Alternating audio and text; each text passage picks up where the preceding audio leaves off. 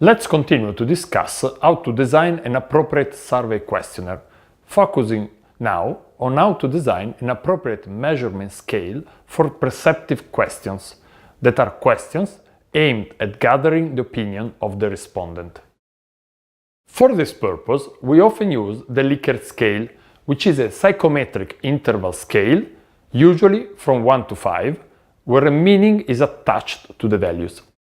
Likert scales are used for perceptive measures, usually with questions such as to what extent do you agree with the following statement? And the typical values of responses are 1. Strongly disagree, 2. Disagree, 3. Neither agree nor disagree, 4. Agree, 5. Strongly agree. The Likert scale can be used with different ranges, from a minimum of 3 points up to 10, with 5 and 7 being the most common. The broader the range, the higher the possibility to obtain differentiated answers, but also the more difficult it is for the respondent to discriminate among the values.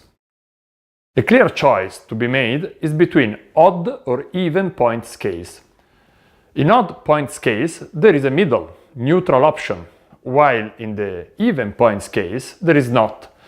So the respondent is forced to take a position. Usually, it is recommended to adopt the same scale throughout the questionnaire, to avoid the respondent being confused and to simplify subsequent analysis. Going back to our usual example, in the IPS survey, however, we decided to mix 6-point scales for all questions that require the respondent to provide an opinion, and 7-point scales for comparative questions, which imply the possibility for a neutral answer, such as how is your performance compared to your main competitor, which may be worse, better, or equal. When using perceptive scales, such as Likert ones, it is usually recommended to use multiple questions to measure a single construct, to improve the validity of the measure. Such questions will then be combined into a single measure in subsequent analysis, through a technique called factor analysis. This is called a summated scale, and is used to measure a latent construct, that is, a construct that is not directly observable. For example, in the IPS survey, we asked to rate the importance of reducing the unit purchasing price, the total cost of ownership, the purchasing process cost, the asset utilization. This was a summated scale, aimed to measure the importance of the broad construct of cost reduction, which was operationalized through the 4 questions. Constructs measured through summated scales can be either reflective or formative. A reflective construct is a latent cause for the observable effects. The IPS example of cost reduction is indeed a reflective construct. The latent importance of overall cost reduction is reflected in the observable importance of reducing the various cost elements. A formative construct, instead, is a latent effect of observable causes. For example, the value of a used car is a consequence of its age, brand, and condition. These observable variables contribute to measure the latent construct value. It is important to design appropriate summated scales to measure reflective or formative constructs, having in mind the difference since the beginning. Another issue to pay attention to is the so-called common method bias.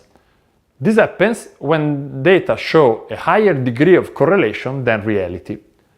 This may occur when we gather all the information from the same respondent and with a single method, such as our questionnaire, in particular when we use perceptive measures.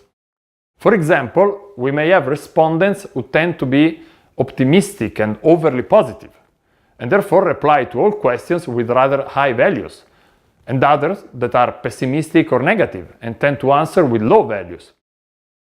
We can try to limit this risk by designing the questionnaire following some tips, such as mixing perceptive and objective measures, as much as possible fact-based, positioning questions about dependent and independent variables in different sections of the questionnaire. For example, in IPS we asked about goals, practices and performance in 3 different sections of the survey. To reduce the risk, the respondents could be biased by their own answers. Adopting multiple sources of information, such as multiple respondents or secondary sources, for example, publicly available data such as financial information. Once we have prepared a first version of our questionnaire, it is strongly recommended to test it. We can first ask an experienced colleague to give us a feedback, both on the content and on the formulation of questions. Then, however, we need to do a real test with 1 or more potential respondents to make sure our questions are understandable and easy to answer, and check they really measure what we want to measure. This is usually done by submitting the questionnaire to respondents who are willing to give us a feedback besides answering the questionnaire. This is also useful to measure the time needed to fill in the survey. Finally, in some cases, we may also need to translate the questionnaire to administer it to people who are not familiar with the original language. This is often done to make it easier for the respondent to answer and avoid misinterpretation. But also translation needs to be done carefully to avoid altering the meaning of questions or obtaining data that are not reliable. For this reason, translation should usually be done by multiple people to double-check consistency. Now that we have finalized our survey questionnaire, we can proceed to the next phase, that is the design of the sample.